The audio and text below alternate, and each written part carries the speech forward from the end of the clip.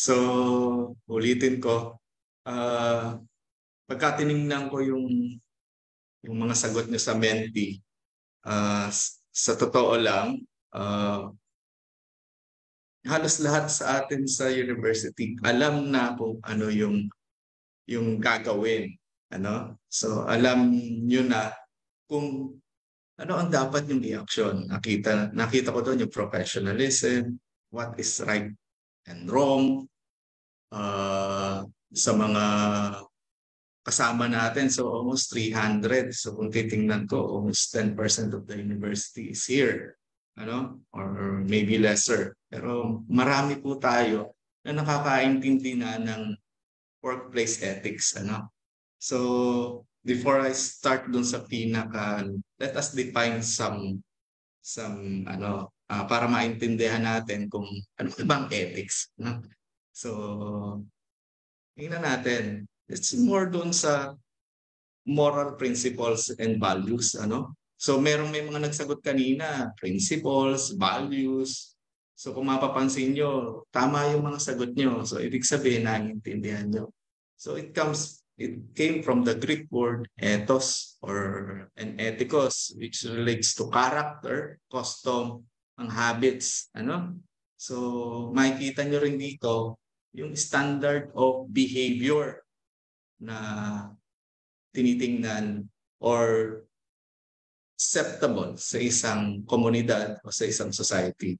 So, minsan, most of the time po, tinatawag din po itong moral philosophy kapag ako kayo nakakapagbasa ng mga references ng mga libro regarding ethics. Para maintindihan niyo po ng konti, may dalawa daw broad categories ng ethics. Ito yung descriptive at saka yung prescriptive. So most of the time, yung descriptive po refers to understanding and describing yung moral behavior na accepted by society. This include understanding what behavior is considered good or bad and why. Diba? So ito yung mga accepted sa ating mga society. Ano? Yung mga behavior natin na hindi dapat na maganda at hindi maganda na form throughout the years, throughout the history na ito yung acceptable sa ating society. Ano naman po yung prescriptive ethics? Most of the time, yung prescriptive ethics po is about defining yung principles and rules that govern how people should behave in order to do what is morally right. Most of the time po, sa ating mga opisina, ito po yung ibinibigay sa atin. Yung mga rules po tayo, mga principles po, mga organizations, ang ating mga pinapasukan, ang school natin, ano, kung saan kayo nanggaling, kung saan man tayo. Kahit nga po yung ating mga pamilya, sariling pamilya, yung mga angka natin, sometimes si lolo, si lola, merong mga behavior na dapat iasal ng mga apo, ng mga anak, ano? Yung mga, hindi ko na alam kung pinapractice nyo pa pagka sinabi ng lolo at lola mo, dapat nasa bahay ka ng alas 6 hapon. Ano? So, yan yung mga lumang mga behavior na ini-expect sa isang pamilya. Ano? So, most of the time, hindi po ito pang buong society, depende po sa pamilya, no? So ganun din po sa ating mga opisina, no? Sa private, pwede to, pero sa gobyerno hindi to pwede. So yung mga prescriptive ethics po natin, yun po yung most of the time mold yung ating mga work ethics, ano? Sa ating mga trabaho. Okay. Ang dimension po talaga ng ethics, kung titingnan niyo po, is yung behavior. Ano? Una, yung behavior. Pangalawa po, yung values ng individual. No? So, kung minsan, pagka sa tingin ng iba, ay bakit parang mali ang ginagawa nito? Pero kailangan niyo pong tingnan yung individual context nung saan ba siya nanggagaling? Saan siya nagmula? Ano? So, tayo po, kung minsan may mga iba't ibang pinagmulan tayo, pamilya, kuminsan ho, mga regions, no? Doon pala bawal. Dito pwede. Ano? So may mga behaviors po tayo and values na kailangan din nating igala. So most often, ito ay based doon sa moral code. Set of principles po yan and values that guide how people should behave. Ano? So, most of the time po, ito po ay sculpted by our experiences. Siyempre, ng ating mga nakakatanda, ng ating mas senior sa atin. No? So, sabi nga po ni Potter Stewart, ito po isang former associate justice sa Amerika. Ethics is knowing the difference, what you have a right to do and what is right to do. Ano? Minsan po, meron po tayong katulad po ng, meron po kami mga instances dito sa amin sa opisina. Ako, naka-experience. May certain individuals po na sometimes, bawa, alam niyo naman po ako yung isa sa mga laging tagabantay ng kiosk sa GSIS. Ano? There's one incident wherein merong isang individual na nagsabi na tinanggal yung saksakan ng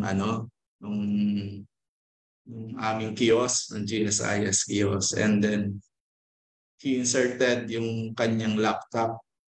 So sa tingin niya, may karapatan siya na gawin yun.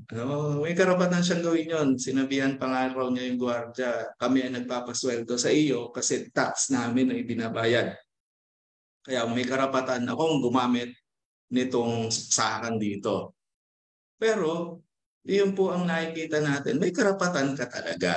Pero once na pumasok ko sa isang universidad, tulad nung sa atin, hindi po lahat laging po pwede. Ano? So meron covered po tayo ng mga rules and regulations nitong universidad. At pangalawa, it's a government property yung kanyang pinakaelman. So meron bang karapatan, pero yung karapatan mong yon, most of the time, baka hindi po pwede kasi hindi yun yung tamang ginawa mo. Kasi tinanggal mo yung saksak nung machine ng university na ipinahiram lang ng GSIS. So, meron po tayong kasunduan doon with GSIS. So, sabi ko nga doon sa gwardiya, sa susunod, hindi pwede talagang tanggalin. No? So, yun po yung kuminsan, baka galing doon sa pinanggalingan niyang pamilya or kung saan. Sa kanila okay lang yun, nang hindi nagpapaalap. No?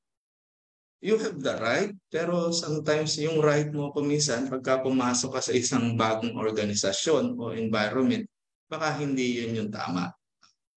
Okay. So, pupunta na po ako sa work ethic kasi yun po ang kailangan. And we have to be reminded from time to time. Sa tingin ko naman po, ang bawat isa sa atin, ang ini-action po natin, tama naman po. So, pagka po tinignan nyo po yung action ng bawat isa, in accordance po lagi yan dun sa set ng mga rules, mga values na isinet po ng universidad, especially ng UPLB. So work ethic refers to a set of moral principles, values, and attitudes on how to act at work. Paano ba tayo gagalaw? It often surrounds what behaviors are commonly acceptable and appropriate or hindi din. So hina-highlight po dito po yung definition natin ng work ethic. Ano nga po ba yung tamang mga behavior at hindi tama. So, we should be aware. So, sa atin po sa gobyerno, marami na po sa atin na dapat alam po natin kung saan po tayo nanggagaling. So, kung titingnan niyo po, may batas po yan, Republic Act 6713. 6713, yung Code of Conduct and Ethical Standards for Public Officials and Employees. Yan po talaga yung nag-govern sa bawat isa sa atin. Once na manumpa kayo sa atin, nanunumpa kayo sa ating estado, sa ating gobyerno, sa ating mamamayan. So, they're expecting something from us. Paano tayo gagalaw as government servants. So, ito pa po, pinalakas pa po ito nung iba't ibang klase ng mga batas tulad nung Anti-Red Tape Act. So mapapansin nyo, may emphasis po dyan kung paano po dapat gumalaw ang mga civil servant, especially po yung mga nasa frontline. Na andyan din po yung ease of doing business. Yung EODB nilang tinatawag. So, nandito rin po yung pagtugon, yung aksyon, yung behavior na dapat pong i-exhibit ng bawat isang empleyado ng gobyerno. Once ng isang kliyente o isang mamayan ay pumunta sa ating opisina. Andyan din po yung bagong Rules on Administrative Cases in the Civil Service, yung 2017 pong RACS na tinatawag. Ito po ay hindi para manakot. Ito po ay sa akin para magpaalala lagi na ang bawat aksyon natin kumisan may corresponding din na galaw ng ating pamahalaan. Siyempre, meron din commendation, makikita nyo po yan mamaya. Pero ito rin po talagang inilabas din po ng ating civil service upang maintindihan ng bawat isa na ang bawat galaw natin, ang bawat salita natin ay dapat maingat, pinag-iisipan. Okay? So makikita nyo po dito sa RA 6713 is an act establishing a code of conduct. For public officials, employees. So hindi po rito, hindi po absuelto kahit to ang presidente ng Pilipinas, dapat sumusunod dito. Nakita niyo po ito, granting incentives and rewards for exemplary service. Ini-enumerate niya rin po yung mga prohibited acts, yung mga transactions, and nakikita niyo rito, providing penalties for violation. So, carrot and stick, kung sinasabi nga po ng iba.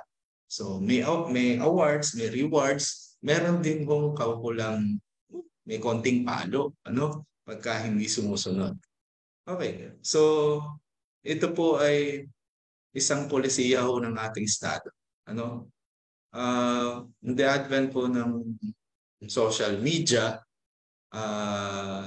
mapapansin nyo po na dapat nasa scrutiny rin po ang bawat opisina ng gobyerno. Kasi kailangan i-promote yung high standard natin ng ethics. Ang magic word po rito, sinasabi niya, we should always be accountable to the people. Kaya nga po pagka nanumpa tayo, dapat kasama po natin doon yung may responsibilidad tayo, integrity, competence, loyalty, act with patriotism, justice, lead modest lives, and uphold public interest over personal interest. Okay? So, ito po yung norms and conducts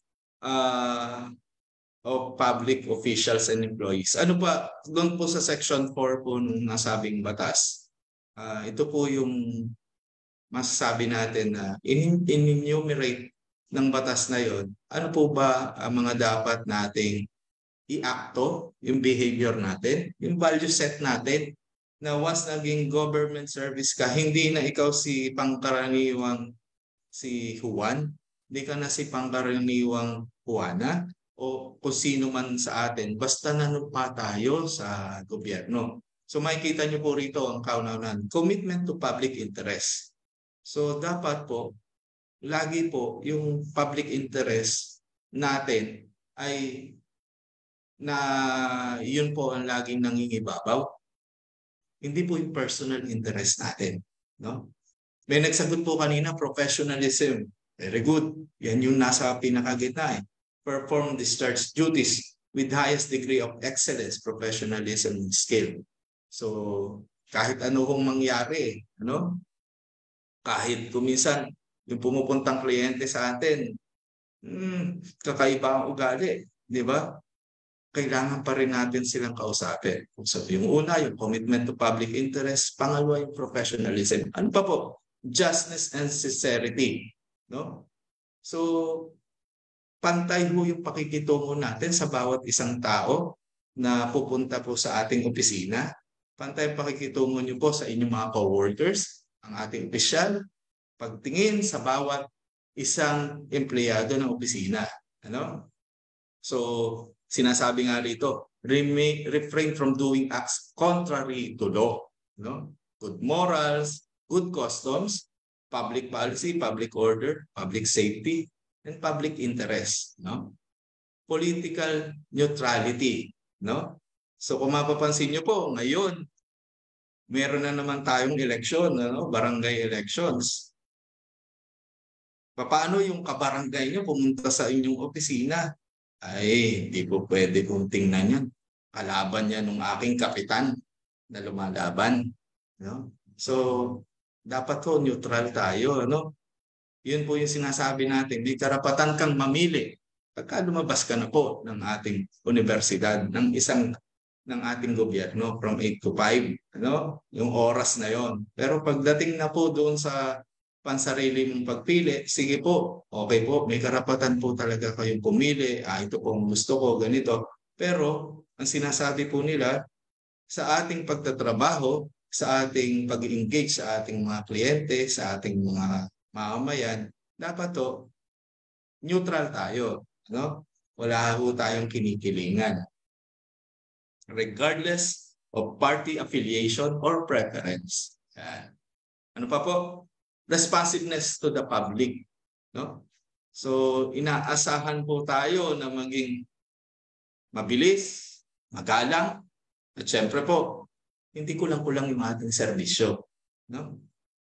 So, most of the time po, pagka napapansin nyo po, ang reklamo ng karamihan ng ating mga mamamayan, pagka pumupunta ka, especially sa mga frontline offices ng ating gobyerno, mabagal ho, haba ho ng pila. Kung minsan ho, kulang, wala ka hong makitang ganitong supply, ganyan. Humihingi po kami, ay wala ho lagi yung opisyales na mag-aakto. Ano? So, dapat to, natutugunan po natin yun. Ano? Ito pong isa, nationalism and patriotism. So, may loyalty po tayo sa Republic of the Philippines. Ano? At hindi po sa ibang bansa. Ano? We encourage appreciation and pride of country and people. So, ini-expect po yan sa bawat isang taong gobyerno na sinasabi po nila. Commitment to democracy. Maintain the principles of public accountability. Ano? So, makikita nyo po, nakalagay po yan sa batas. Manifest by deeds the supremacy of civilian authority over military. So, tayo po isang demokratikong bansa na kung saan mga sibilyan, ano, kaya ho tayo ay may 3 branch ng ating gobyerno, ano, ekutibo, legislative, tsaka judiciary, no? Hindi po tayo isang military-led na gobyerno, ano? Ito ho, napakahalaga, simple living, no? We are being expected po as government servants to lead modest lives appropriate to the position and income. Ano? Hindi po yung mga extravagant. Ano? Sometimes, most of us, pagka nakikita nyo, hindi ho ganun kadami na highlight din po. Marami po sa atin sa gobyerno ang trying to earn a simple living. Ano? Isa ho sa mga lagi kong tinatanong sa lahat ko ng mga bagong government servants. Hindi naman o sa ano, is gusto mo bang yumaman? No? Mga bagong entrance. Gusto mong yumaman? Eh, syempre, sino mo bang may hindi gustong yumaman? No? Eh, kung tumataas po kayo ng kamay, baka hindi po ang government service ang para sa inyo. Kasi sinasabi nga natin, dapat hindi kayo mayaman. No? Kasi naglilingkod ka sa taong bayan. Hindi naman po ito business kasi po fix ang mga sweldo natin most of the time. No? So may fix na sweldo po. Hindi po ito katulad ng pagka nag-business ka, talagang may posibilidad kayong maman. Kaya niloloko ko minsan, baka hindi ito ang para sa inyo kung gusto niyo yumaman.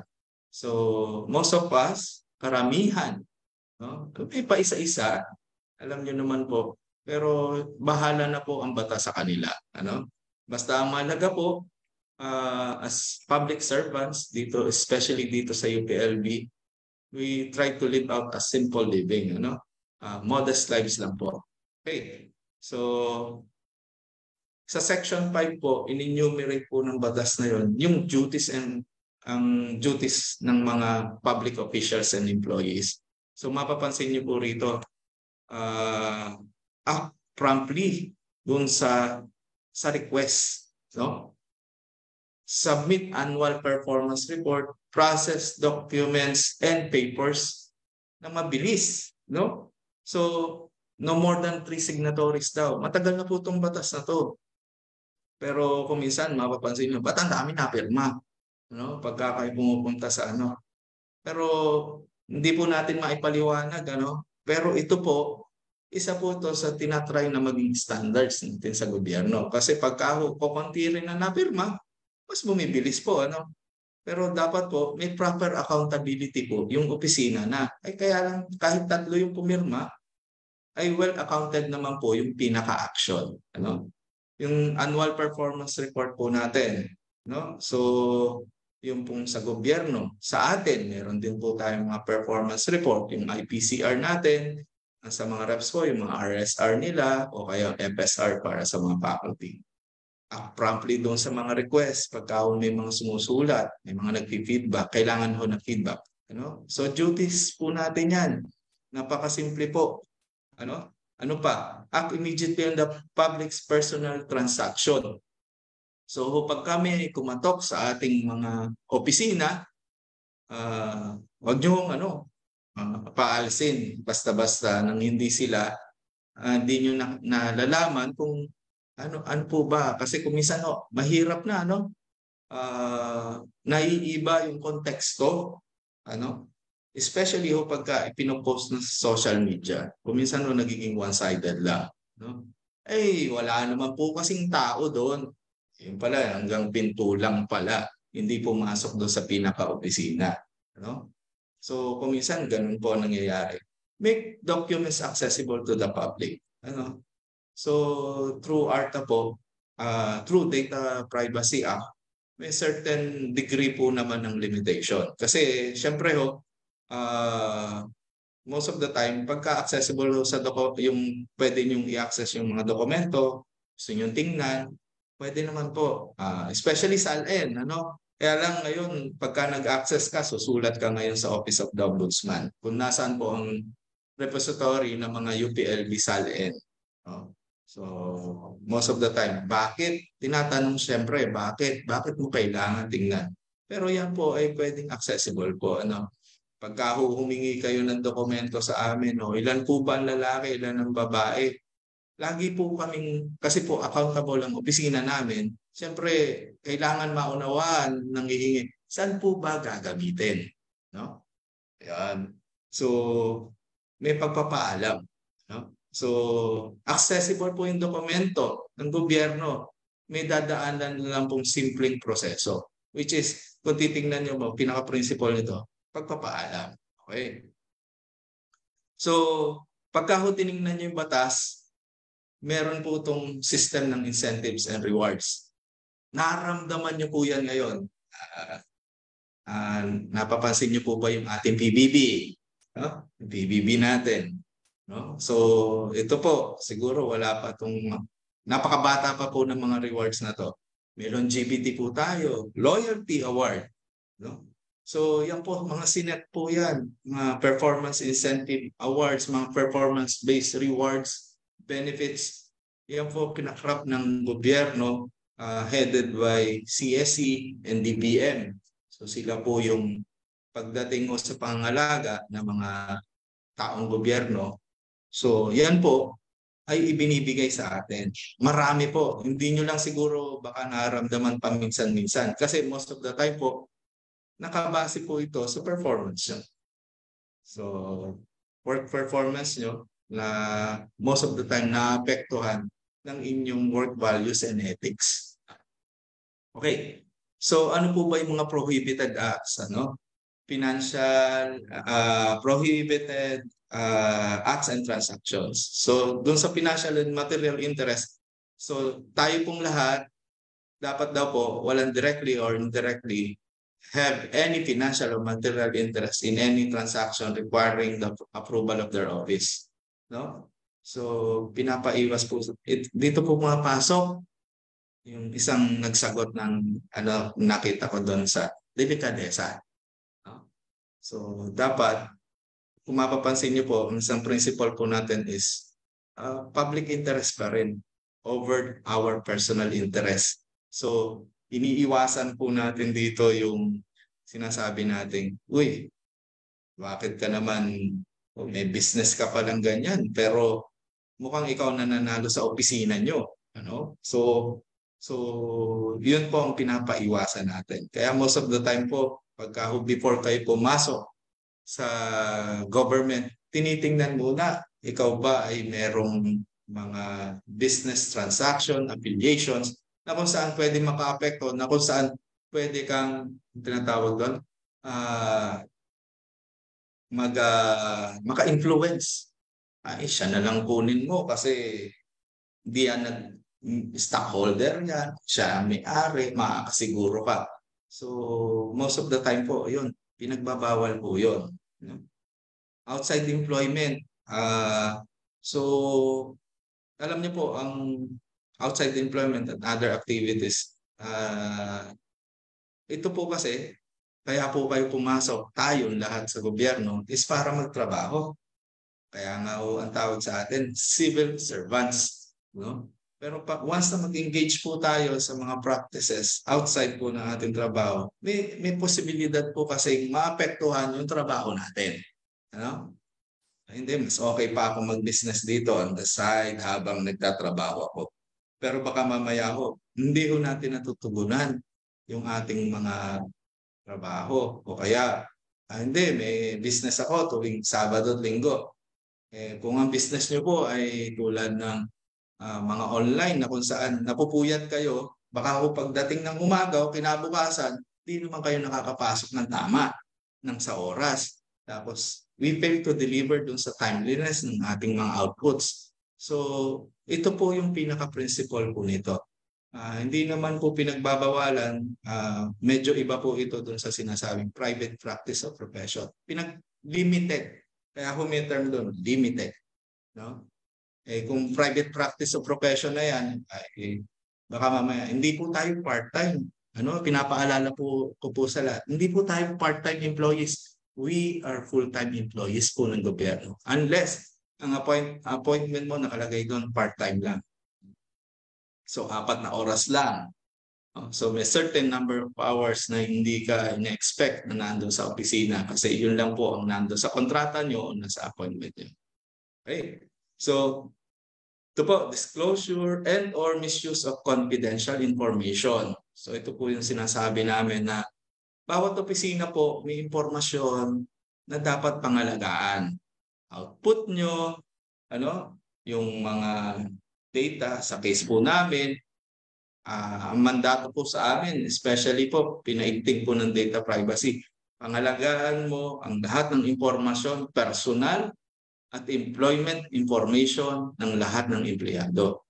So kung mapapansin niyo po, pagka kayo ay nagtanong sa amin at hindi po kayo yung mismong tao, wag kayong magtatampo. Kasi govern po tayo lahat ng mga ganito. Ay, bakit mo hinihingi yung service record? Bakit mo hinihingi yung certificate of employment? Kaya most of the time, nangihingi po yung mga kasamahan namin dito sa HRDO. Meron po ba kayong, tawag doon, pahintulot, no? Na kunin po o manghingi ng certain information, mga ganito. So, public officials and employees shall not use or divulge confidential or classified information officially known to them by reason of their office and not made available to the public either to further their private interests or give undue advantage to anyone. So, lagi hong mangingibabaw ang public interest dito. So, huwag kayong basta magbibigay. Kung mapapansin nyo po, pinapirma po tayo lahat sa data privacy. So, encompassing din po yun, bukod sa consent nyo, kahit hindi nyo po nabasa doon, yung iba na kailangan po, meron po tayong accountability din. Especially sa bawat posisyon na ating aawakan, sa bawat posisyon na magkakaroon ka ng access sa mga impormasyon. Dapat Kung kayo po ay rank and file, may nagre-request po sa inyo, itanong kaagad sa inyong mga boss, sir, pwede po ba talagang ibigay ito? No? Kung meron kayong mga services, ang gusto nila malaman, ilan po ba yung kinikita nyo? No? So, kumisan, governed yan ng mga internal rules nyo. Hindi basta pwedeng makita. Kasi, kumisan, hindi natin alam kung saan gagamitin. So, dapat well stated, saan nyo po gagamitin. No? Okay. Solicitation, acceptance of gift. Talagang may pinagbabawal ang pagbibigay ng regalo. Ano ang principle nito? Nagmumula po ito dun sa prinsipyo natin na hindi po dapat talaga tumatanggap para bumilis ang pagtatrabaho ng isang empleyado dahil binigyan ng regalo, binigyan ng pabor. Sige, pagka pumunta ka doon, may libre ka ng soft drink. No? Kasi binilisan mo yung o kaya may pagdating ng mga regalo. So, kung mapapansin nyo, malapit na ho ang Pasko, So, try to minimize or ito ho kasi ang problema, wag tayong susulisit ng mga, we don't solicit or accept. Meron po kaming ahensya dati na transaction, ayoko nang magbigay ng buko file. Kasi tinatapon talaga ng boss. Which is, tama naman po siya. Ang sabi niya sa akin, hindi ko kailangan yan kasi pantay-pantay dapat ang pagtingin natin sa bawat kliyente na pumapasok. So sabi ko na, tama nga naman. Nagastusan ka na, itatapon lang. So, inaccept pero para itapon. Yun nga sinasabi namin. O kuminsan, ibinabalik po talaga. Hindi ho. Wag na ho. So, politely, decline those requests. So, hindi po kailangan natin ng mga regalo para bumilis po ang ating mga trabaho. Okay. So, kung mapapansin nyo po, na-highlight po rito yung SALN. Yung lagi po nating sinasubmit. Mapapansin nyo po, pagpasok nyo ng gobyerno, may SALN. Meron kayong standard. Tapos tinitingnan yan throughout the years. Pag re-retire nyo, tinitingnan din po yan within 30 days after your retirement. Matutuwa kayo kung minsan, yumaman na pala ako sa utang. Dati wala kang utang. Yung iba naman talagang nakapagpundar. Ayoko yumaman. Nakapagpundar from time to time sa sikap. Meron sa ating mga kasama talagang matipid . So, kaya po ito po yung isang dokumento na nagpapakita, napansin niyo po, yung simple living principle na sinasabi ng batas. Okay? Yan po. Pinapile po natin to annually at saka pinapile po natin kung pumasok na tayo ng gobyerno at lumabas po tayo ng gobyerno. So, ito po yung sinasabi ko kanina na pinadadivest din. Yung kung tayo po may connection na kung saan po magkakaroon po ng conflict of interest. Siyempre po, minsan yung pagpasok nyo rin po sa gobyerno, nababalitaan nyo po yun sa mga news na dapat walang conflict of interest. Kung malimbawa ikaw ay nangungontrata, biglang papasok ka sa isang opisina, dapat po iwasan po natin. O kaya sasabihin po ang advisory ng HR most of the time, ng isang ahensya, paki-divest po. Alis po kayo dyan. Kung kayo ay stockholder, kasi yun pong inyong ina-applyan na opisina o posisyon ay directly related sa business nyo. Kaya nga may term time divestment. In-emphasize din po ng batas na yun yung penalties. So, kung mapapansin nyo po rito, napakaluma na ng penalty. May nakikita po kayo dyan, kung may makikita kayo sa screen, 5,000. 5,000. Magkano na po 5,000 ngayon sa isang mayaman? ay sandali lang yan, 5,000. No? Pero hindi po dapat tayo doon matakot kasi ito, pagka pine-penalize po tayo, mapapansin niyo po mamaya at the end of my presentation, talaga hong may effect. Ano? So ito pong mga penalties na to, pinalakas po ito doon sa RACs. Ano? So makikita niyo po yung umanak na yung ano natin, yung bawat batas na nandito. Sa ease of doing business po, ayan makikita niyo. Simple uh, infographics. Ano? So 3,720. So lagi niyong tandaan, 3,720. Simple ba yung transaction lang? Within 3 days, kailangan mo masagot. So ano po ba yung sinasabi sa atin? Act promptly. Yan po yung act promptly on such request ng gobyerno.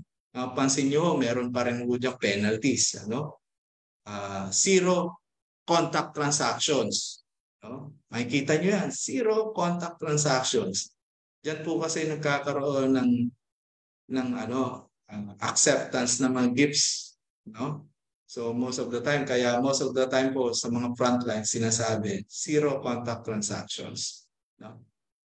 Hindi nyo na po kailangan pumunta ng opisina, i-online nyo na lang o kaya kung kayo po ay magbabayad, online banking na. So hindi na po kayo pupunta doon sa mismong opisina. Ayan. So yan po yung mga purposes po nito. To remind all of us sa ease of doing business na dapat we should act promptly. Ano? We should not be accepting gifts. No? Paalala po sa atin, especially dun sa mga nasa frontline. Anti-red tape act. So mapapansin nyo po dito, no? No gift policy, no noon break. Ano? So may citizens charter to guide yung ano yung work schedule ng mga tao. So mapapansin niyo po rito, limitation ng signatures, help desk, no? So pagka tiningnan niyo yan, parang ito yung RA 6713. So nakaangla po ito dito. So ito po yung pagpapatibay ng RA 6713. Apart nung sinasabi natin na napakinggan niyo, ano? So ID, may ID po ba kayo? Na ganito, dapat ho malaki. Kita ho kahit sa malayo, ano? May hirap po kasi napapahamak din po ang opisina. Mataray ho, mataray yung sino nga ba 'yon? Hindi ma-identify. Irereklamo, hindi ma-identify.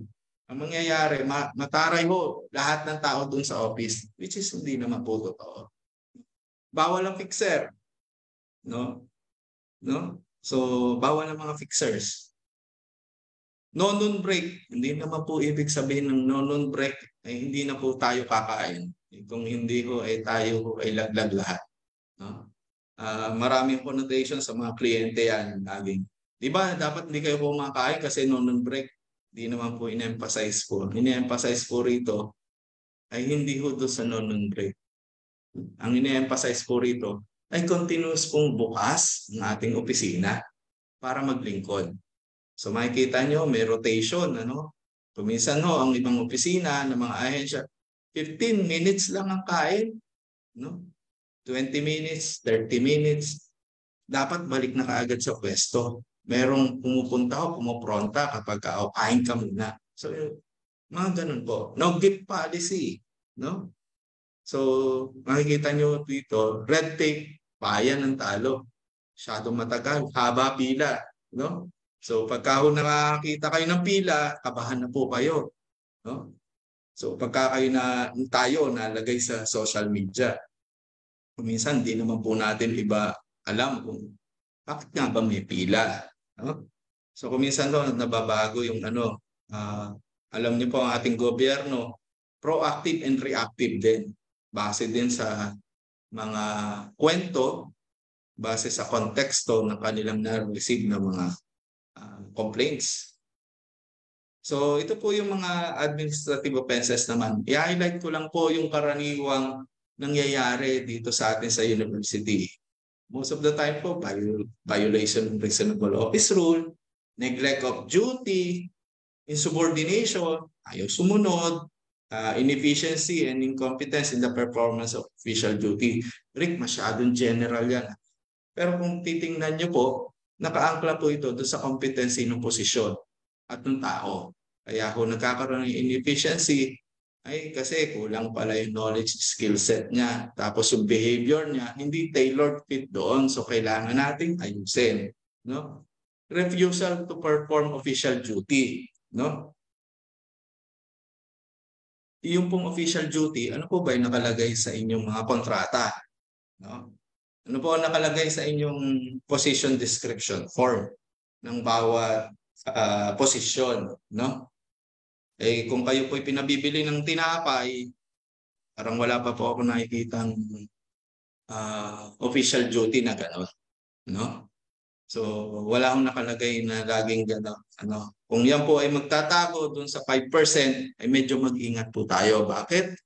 Kasi po, tayo po ay insured. Yun po ang sinasabi ko lagi.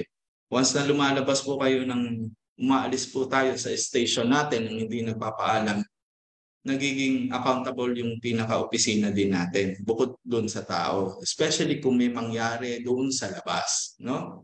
So kaya dapat po kailangan natin na lagi tayong present at lagi nagpapaalam. Discourtesy in the course of the official duties.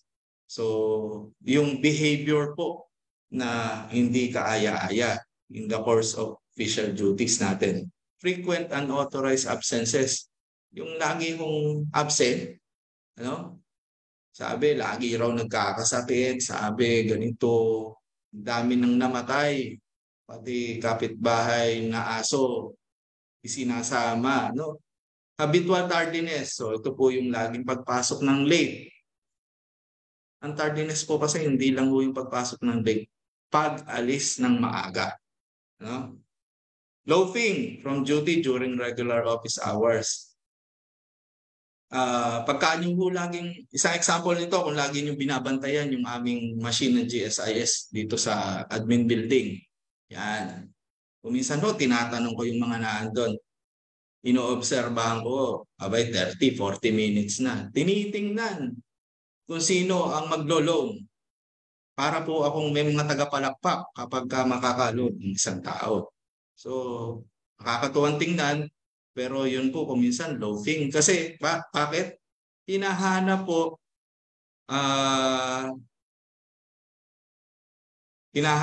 yung hinahanap po kayo sa opisina. No?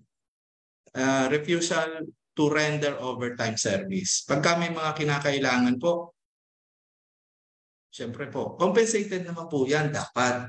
So may proseso po ng overtime. Ano? Sexual harassment. Ako, ito po yung isa sa mga kumisan hindi nyo na pagka kayo po nadali nito na administrative offense. Bukod po sa admin offense, pwede pa ho kayong may civil offense. Meron ho kayong kakaharaping korte rito sa labas. Violation po ng ARTA at saka yung ease of doing business. Kung mapapansin nyo, may mga penalties po yun. Okay. So, lagi nyo pong tandaan, hindi naman po laging, ay tanggal ka na kaagad. No? Pagka may mga penalties po kayo. So, tingnan nyo po ito. Sa rocks po, may makikita kayong grade, less grade, light. Yan. So, yan po yung classification ng mga offense. So, kuminsan po, reprimand lang muna, first offense. Depende po ito dun sa offense na na-commit ng isang empleyado. Reprimand. Meron din pong suspension. No? First offense pa lang, suspended na kaagad. Meron din pong demotion. Meron din pong dismissal from service. Ano? Kasama po nito, kuminsan is perpetual disqualification from public service. Meron din nung fines. No? So, meron nung kuminsan fine po nila tayo. Meron din po yung kaakibat na accessory penalties. Bukod sa, nasuspend ka na or na-dismiss ka, kuminsan kinakancel yung eligibility. Depende nga po doon sa offense. Meron din nung, yun nga po, yung perpetual disqualification. Disqualification from promotion. Bakit po? Kasi po, ang kailangan sa promotion, very satisfactory at least. Pagka binigyan ka ho ng ANSAT, sorry po, hindi na po kayo pwede ma-consider sa promotion. No? Forfeiture ng retirement benefits. Actually, sa totoo lang mo, meron na po, marami na pong, di naman po marami, may mga nakita na rin po ako mga ganito. Pagka ako'y nakikipag-usap sa mga ibang government agencies tulad ng GSIS, talagang may forfeiture ng retirement benefits. Ang laging naiiwan lang po most of the time is yung leave credits lang po. Di ka na pwedeng mag-take ng civil service exam. At ito nga po, yung forfeiture po ng agency benefits. No? So we'll try to link lang po yung work ethics nyo doon sa work performance. Kasi most of the time po, hindi nagkakaintindihan tayo sa work performance doon sa work ethics. No? So, work ethics in the workplace is even more significant kasi ini-impact nito yung quality and output natin. Kung maalala niyo po, especially po sa mga administrative, we are governed doon sa ating mga success stories natin, mga outputs natin. Tinitingnan po yung quality, tinitingnan po yung efficiency, tinitingnan yung timeliness. Most of the time po, hindi na po yung numero ang tinitingnan. Tinitingnan po kung papaano nangyari yung numero na yon. At nasa likod po nito, most of the time, yung workplace behavior and ethics natin. Ano? So, may link po talaga. Okay? So, pagka ho tinignan nyo, work performance are scalable actions, behavior, and outcomes that employees engage in or bring about that are linked and contribute to doon sa organizational goals. So, ito po yung mga measurable na mga outputs natin. Ano? Ito po yung mga behavior natin. Ano? Ito yung action natin. Bakit nyo ginagawa to? Kasi nga meron tayong mga targets. Okay. So, para lang ho maintindihan nyo yung work performance ng katabi nyo, kung may mga katabi po kayo, ganito po yan. May dimension po yung work performance. Yung task performance, ito yung mga nakikita nyong doon sa PDF nyo. No? So, ito po yung mga kailangan yung competency. Ano? Para ho magkaroon kayo ng output. Central po ito doon sa mga tasks nyo. Ano?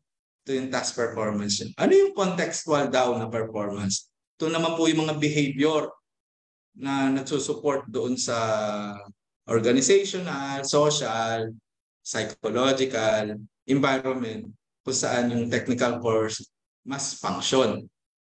Ang indicators po nito yung initiative, enthusiasm, attention to duty. So yan po yung contextual performance. Pagka ho ito ay nagpapakita nito, ito po yung support dun sa mga task performance natin. Ito po kuminsan nandito karamihan yung ethics natin. Ano? Pagiging mabait, polite. No? Makikita nyo rin po yung adaptive performance. Meron tayong mga kasamahan sa opisina na ang galing nga. Binigyan mo problema, ang bilis mag-adapt. No? So ito po yung pagkakaroon po ng kakayahan ng isang tao doon sa work performance niya na magbago pa agad ng kanyang performance upang makasabay doon sa bagong set ng rules and regulations na inimpose o yung mga targets natin. No? Siyempre makikita nyo rin po dito yung dimension na counterproductive work behavior. So ano po ba ito? Ito yung mga behavior. Ano? Kasama po ito sa dimension ng work performance. Ito po yung mga tipong nakaka-apekto. Nakikita nyo rito, too many or longer breaks. Ayan, ano? Absent lagi. Laging nagre-reklamo. Tardy. Ano? Lagi na lang mali. Ano? O minamali ang mga trabaho. Insulting or gossiping about co-workers. Fighting or arguing. Disregard of safety. So, yung mga ganito pong counterproductive behavior, ito po naman yung sinasabi natin most of the time ito yung mga tipong hindi appropriate sa workplace, no? So ito po nakaka-apekto po talaga dun sa mga work performance. Okay. So ano yung mga environmental factors, ano? So tingnan niyo lang po na nakaka-apekto do sa work performance yun. Makaka-relate din po kayo. Siguro mas marami pa, pero most of the time ito po yung mga nakikita. Una, yung leadership ng opisina nyo. Yan. Training. Training at saka mga developmental action, staff development nyo. Ano? Organizational culture. No? Bakit mas mabilis sa inyo magpaalam? Sa amin, hindi. Yung mga ganon. May mga ganon po ng mga kultura. No? Working environment. No? Magkakaiba po tayo ng working environment. And syempre po, yung motivation. Bakit po tayo nagtatrabaho? Uy, bakit may mas masipag? Ano? Bukod sa masipag, may mas masipag. So, tingnan niyo po. Magkakaiba po tayo. And yun nga ho, umi-epekto doon yung ating mga work ethics. Okay. So, in a snapshot po, outstanding work ethics and performance. Siyempre po, dapat maganda sana may ma-awardan kayo, o masite man lang, no? Most of the time po, kahit simpleng citation lang po, maayos ang trabaho mo, very good, thank you. Sabi nga ho nung iba, a simple thank you is enough. Ano? Maraming salamat. So, kahit po sa ating mga opisyales, at syempre mga co-workers din natin. Uy, ang galing. Thank you ha. Nagawan mo ng paraan. Syempre po, meron din po tayong mga benefits and privileges. No? So, mapapansin nyo, every 3 years, meron mo tayong step increase. Bibigyan tayo step increase. Nakaangkla po ito sa maayos na work performance natin. Ang sabi nga ng gobyerno, at least satisfactory. So, major bonus nyo, pagka nakita nyo, ba't hindi ako nabigyan? Tingnan nyo po, bumalik kayo doon sa work performance nyo. Baka isa po yung kumatagal na kayo sa opisina. Career advancement, syempre po. So, pagka ho outstanding, o at least very satisfactory, pwede ho tayo ma-promote, pwede ho kayong maipadala sa sa iba't ibang mga training programs, pero siyempre po, mas gusto ng karamihan, ma-promote tayo. Pero nakaangkla po ito sa maayos nating ethics at saka performance. Okay? So pagka hindi po tayo nag-ayos ng ating ethics at saka performance, ano po nangyayari? Kuminsan ho, ayun nga, yung sinabi ko, work ethics natin, pala absent kayo, nauubos ang leave credits nyo, o kuminsan hindi na inaaprobahan yung mga leave nyo kasi hindi nyo maiayos na ma-justify kung bakit kayo wala, nagkakaroon kayo ng either less pay or no pay. Yung benefits and privileges nyo naapektuhan. Yan. Lagi nyo tandaan. Okay? And meron din po kayong sa mas malala, nagkakaroon tayo ng administrative case. Kung mapapansin nyo po doon sa RACS, yung mga sinabi ko pong konti doon, most of the time po, doon po nagkakaroon tayo ng mga problema. Okay. And pinakamalala ho, yun nga, kung mapapatunayan na talagang ang work ethics natin sa performance ay hindi at par dun sa standard na sinet ng ating ahensya, nadidismiss po tayo. Okay. So, muna tayo, mag-break muna tayo sandali. So, yung mga gusto pong mag-wee break, mga health break, yung natin. So, titigil po muna ako sandali, dito. Siguro mga 5 minutes. Okay. Bago po ako magpatuloy. Ayan po, magkakaroon po tayo ng 5-minute health break kasi medyo marami na po tayong information na na-receive. So, let's give ourselves time to digest po the information. And of course, for Sir Rick, mapahinga rin po ang kanyang voice. So, see you po in 5 minutes. Yan po. I hope we're all re-energized po after that health break. So we can now proceed po with the second part of the presentation of Sir. Sir, take it away. Thank you, Michelle.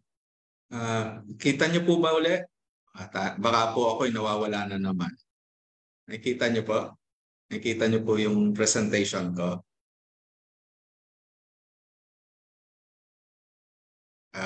Ma'am Mitch, meron ba kayo nakikita?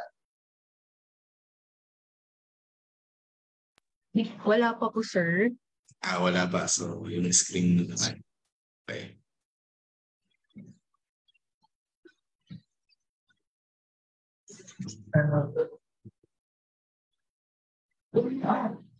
Okay. So, kita nyo na po.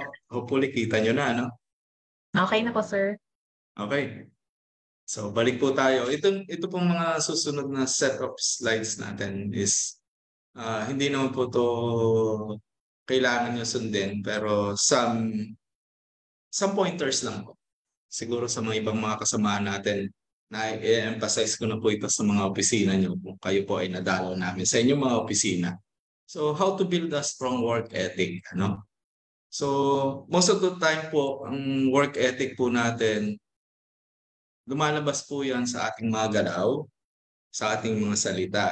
Paano po tayo nagre-react, ano? Paano po tayo gumagalaw sa bawat mga tanong, sa bawat inquiry, ano? So, kung mapapansin niyo po rito, ano raw po ba yung mga qualities ng good work ethic? So, kung nakikita niyo po yan doon sa inyo pong mga kasama sa office, itap niyo yung shoulder nila. Ayos ang trabaho mo, ayos ang galaw mo, ano? Ayos yung isang pagiging civil servant natin, ano?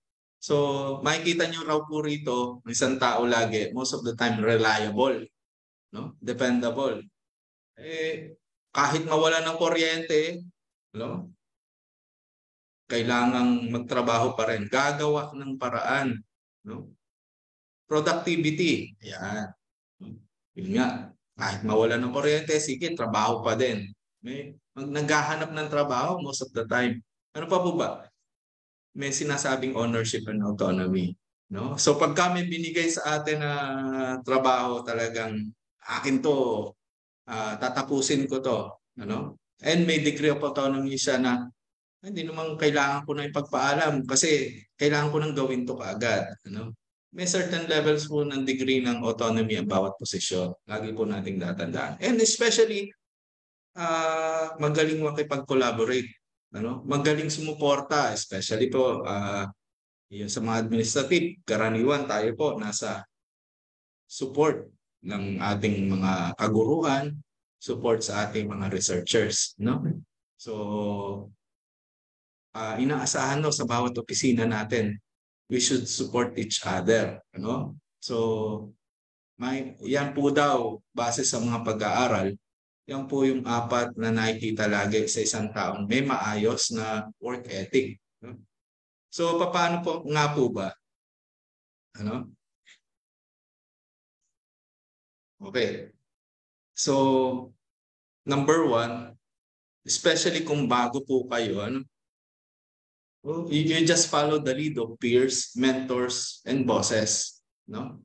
Yung mga boss nyo, yung mga mentors nyo, yung kinikilala nyo mga mentors sa opisina, yung mga kasamaan mo sa office, meron lang akong conditionality rito. Tingnan nyo kung tama ba.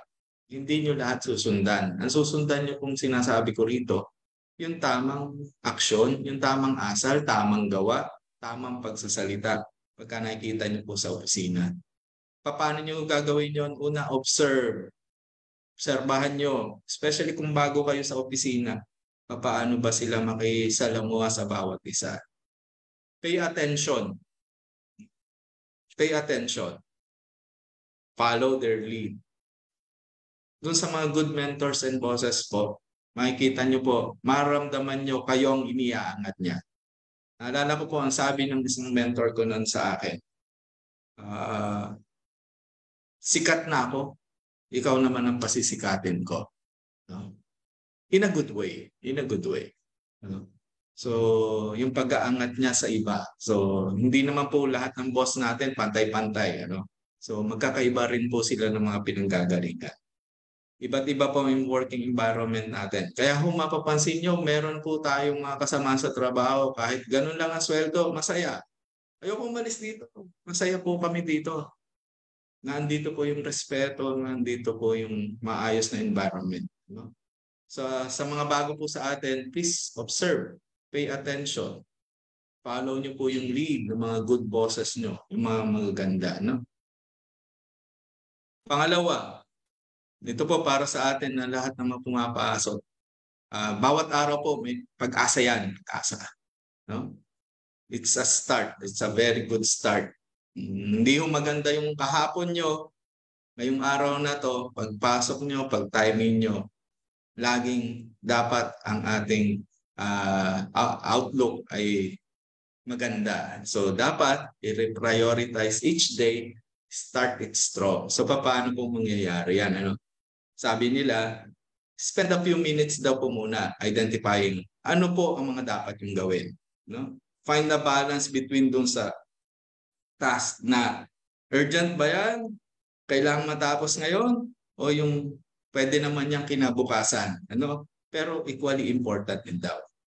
Siyempre, pangatlo, hanap po kayo ng mga strategies. Ano? Meron tayong mga empleyado, magaling talagang mag-strategize. Bago mo po ng opisina, nagre-reflect muna. Tinitingnan yung number 1, number 2, and number 3, meron siyang strategy. No? Tapos pagdating doon sa pang-apat, you allocate enough time to hit your immediate deadlines. So tinitingnan niyo po yung mga kalendaryo niyo. So ito mga example. So dapat yung mga goals niyo sa araw-araw smart daw. Specific. No? Ano bang gagawin ko ngayon? Measurable. Pagka nakita ko tong output na to, pwede ba itong mabilang o pwede ba itong makita na may impact, ano? Actionable. No? Huwag kayong gumawa po ng mga goals na kung saan hindi naman pala magagawa. Ano? Realistic and time-bound. No? So, dapat to sa bawat task natin, mas maganda may ganito kayo.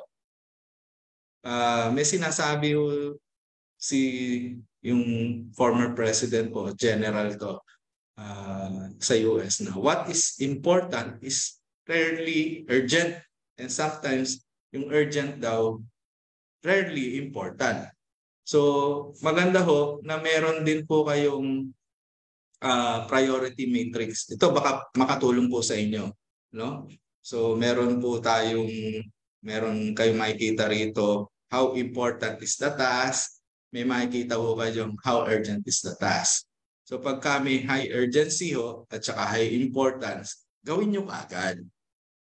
Kung may high urgency, pero ang deadline next week pa naman, tulad nun, do it later. Or pwede nyo raw po daw i-delegate. Ano? Pagka raw naman po low yung urgency, pero importante, do next. No? Or schedule nyo. No? And kung makikita nyo po dito, kung walang urgency, wala rin masyadong importansya, siyempre, learn to politely refuse or avoid all tasks that fall in this category. Refuse. Baka ho kasi maka-apekto ito doon sa trabaho nyo. Pagkaraw po, when they are unavoidable, accomplish it effectively. No? So, mas maganda ho nga sana, makipagtulungan din. Ano? So, itong priority matrix naman po, pwede nyo sundin, pero ito po yung mga gabay lang. Ano pa? Wait. So, yung better time management nyo po, ito po yung sinasabi ko. Daily plan kayo. Gumamit kayong kalendaryo. Ako po, nagamit pa rin ang kalendaryo. Binibilugan ko yung ang dapat kong gawin, yung mga deadlines ko. I-prioritize. Kailangan nyo rin pong i-delegate. Hindi nyo po lahat kaya. Kahit tayo po ay rank and file. Hingi ng tulong. Nalulunod, boss, hindi ko na kaya. May magagawa ho ba tayong paraan dito? Hindi ho masamang lumapit. Pero tingnan nyo po muna mga sarili nyo. Ako po ba kaya ko pa bang gawin to? Ito po ba ay nasa scope pa ng mga trabaho ko? Ano? So tingnan niyo po dun sa priority matrix din. Ano pa? Have a clock visibly placed before you. Kung minsan, gusto nung iba mayroong clock kasi tinitingnan alas 9, alas 10, alas 12, alas 3, and alas 5. Pero hindi po yun dapat. Yung, yung orasan na yan is para mag-guide ka din, na, uy, meron ka pang susunod na gagawin. May kailangan kang tapusin. Kumbaga kung sa exam po yan, huwag kang masyadong mag-concentrate doon sa isang sagot lang. Kung 100 items po yan, baka 30 minutes lang inalat sa inyo. 10 minutes ka na kaagad, isang tanong pa lang. Yan po yung sinasabi natin. So ito po mga konting suggestion ko lang po. So pwede nyo rin po makita ito sa internet. Okay. Ano yung pangatlo? Ito po yung sinasabi ko paminsan. Think like an owner. Sir, rank and file lang naman po ako eh. Sir, akong pinagtatabas ganito. Bakit kaya?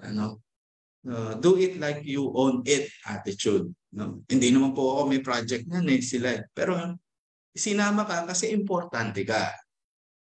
Sabi nga nito, kahit maliit yung role mo doon, kahit maliit, make it relevant. Kasi in-invite mo rin na hindi, akin din to. So, papaano niyo pong most of the time po nagkakaroon tayo ng problema. Kasi dapat nagtatanong tayo. Ano po bang gusto niyong gawin talaga? Paano po bang pamamaraan? So, democratically nagtatanong tayo ng maayos.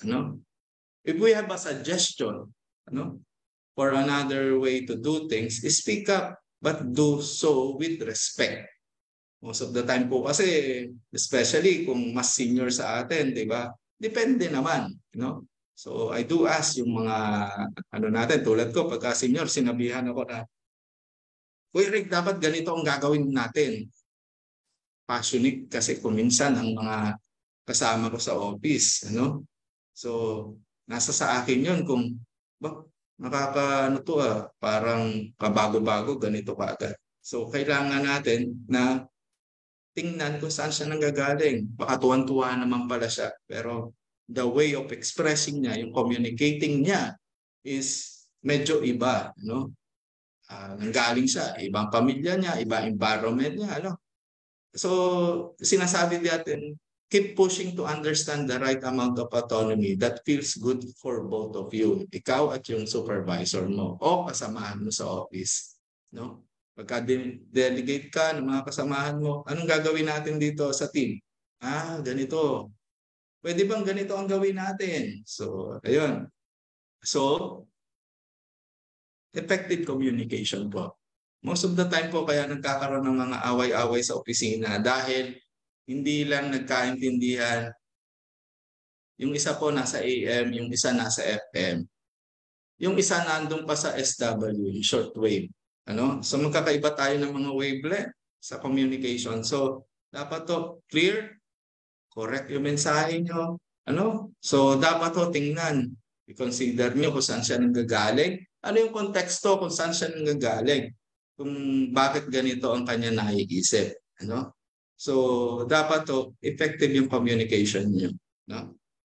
Okay. So, yung pinakahuli po na isang suggestion ko on building a good work ethic is develop self-discipline.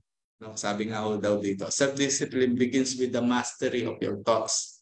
If you don't control what you think, you can control what you do.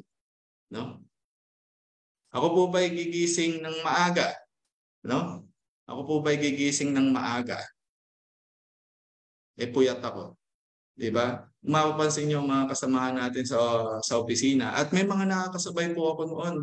Ang work ethic po nila, 5:30 ng umaga, napasok na. Sabi ko, sana po yan sa work schedule nyo. Wala kasi po yung gagawa. At mas mahalagang maaga ako doon para maihanda. Yun po ay mga magagandang istorya ho ng mga kasamahan natin na hindi nyo nakikita. Baka ang makikita nyo po kuminsan ay ang aga namang umalis niyan. Yun. Doon tayo kuminsan nagkakaano. Pero most of the time po, kailangan nating malaman saan po ba sila nanggagaling. And para po ma-develop natin yan, we should develop yung self-discipline natin. Kumain ng tama para makapagtrabaho ng tama. Ano? Tingnan po natin yung kailangan kong pumasok na maaga. So dapat matulog ako maaga. No? Kung malayo ho ang inyong pinanggagalingan, dapat mas maaga akong umaalis to anticipate traffic, anticipate yung mga untoward incidents na kung saan pwede kayong mali. No? So from dyan po nagsisimula yung tingin ng iba na ay hindi magandang work ethic niya, laging late, ay lagi yan nawawala. Ano? So we should develop yung self-discipline sa ating mga sarili. No? So in a snapshot, ito po yung lumang panunumpa ng kawani ng gobyerno. I always highlight po ito doon sa mga opisinang nabigyan ko na po ng mga ganitong klase o ng mga to. Iba na po yung yung bago. Pero ito po hindi ko po kinakalimutan kasi nung pumasok po ako sa gobyerno way back almost 20 years ago. Ito po yung sinasabi niya. Ako'y papasok ng maaga at magtatrabaho ng lampas sa takdang oras kung kinakailangan.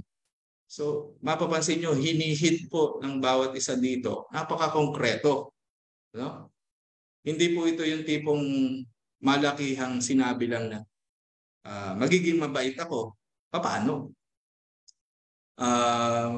Magtatrabaho ako ng maayos. Paano? So, ito po, binigyan po ng katauhan, binigyan po ng konkretong example. Ako'y papasok ng maaga at magtatrabaho ng lampas sa takdang oras kung kinakailangan. No? Magsisilbi akong magalang at mabilis sa mga nangangailangan. Sisilbi na magalang. Pangangalagaan kong gamit at kasangkapan at ibang pag-aaripan pamahalaan. Okay. Magiging pantay at makatulungan na pakikitungo sa lahat ng lumalapit sa aming tanggapan. Magsasalita ako laban sa katiwalaan at pagsasamantala. Hindi ko gagamitin ang aking panunungkulan sa sarili kong kapakanan. Hindi ako hihingi o tatanggap ng suhol. Sisikapin kong madagdagan ang aking talino at kakayahan. So kung mapapansin niyo po, yung in-highlight ko po dito, yung in-highlight po natin dito, ito po yung kahit hindi po kayo umattend dito, ito po yung ini-expect sa isang kawani ng gobyerno. Paano po tayo magiging maayos ang ating pagtatrabaho? Ito po yun, nakasalaw po doon. Kahit kalimutan nyo na lahat ng mga pinreset ko, huwag nyo kong kalimutan to. No? Pagka ho ito'y sinasabuhay nyo na, ibig sabihin, nasa tama kayong landas. Hingin nyo na lang po yung karampatang reward from time. Kahit thank you man lang, bigyan nyo naman ako. No? Pero kung bibigyan nyo ako monetary, no? Iano nyo ako sa mga awards program ng ating opisina, universidad. Abay, thank you. Mas masaya. No? Diba? Dapat to, wala po tayong naiiwanang kasamahan. No? So kung may nakikita po kayo na mga kasamahan natin na mukhang nagkukulang, mga kasama natin yan, mahal nyo yan. Kasi po, part siya ng ating opisina, part siya ng UPLB. So pagka ho meron sa ating mga kasamahan na naiiwan, na kalangan nila, UPLB, ay hindi, ganyan ang mga taong ganyan. Siyempre po, nasa bawat isa sa atin, responsibilidad natin na tingnan ng bawat isa. Hindi para putsain, hindi para nyo sabihan ng masama na, kasi ganyan ka, kasi dito ka nang galing, kasi ganyan. Hindi, para paalalahanan. Uy, hindi ka pala napasok ng maaga. Bakit ba? Ano bang problema? So, naandun po tayo para tumulong. So, marami na akong mga opisina ako nakikita na ang kultura is magtulungan. Alamin, uy, bakit ang ethics mo ay medyo bumababa? No? Bakit bakit gano'n? Hindi ka nagsisilbi ng magalang. Nakikita ko, may magtanong lang sa iyo, laging mainit ang ulo mo. Ano? Tapos ang bagal-bagal mo. Ano ba nangyayari? So, makikita nyo po rito, yung lahat ng saloobin natin, makikita nyo doon sa mga talks na sinabi ko. No? Nagsisimula po sa ating lahat yan, bawat isa. Kung paano po natin isasabuhay ang nakikita nyo po ngayon. Pwede ko nga ito na nga lang. Pero syempre, kailangan po nating iangkla. Saan ba nanggagaling si Rick sa mga ganitong code of work or ethics? So may pinanggagalingan po talaga. May batas po. So ito po yun. So kung makikita niyo po sa panunumpa, ito lang po yun. So mga kasamahan, tinatapos ko na po yung presentation ko. Medyo mahaba po pero hopefully po meron po kayong mga natutunan. Pauti-uti. Maraming salamat po.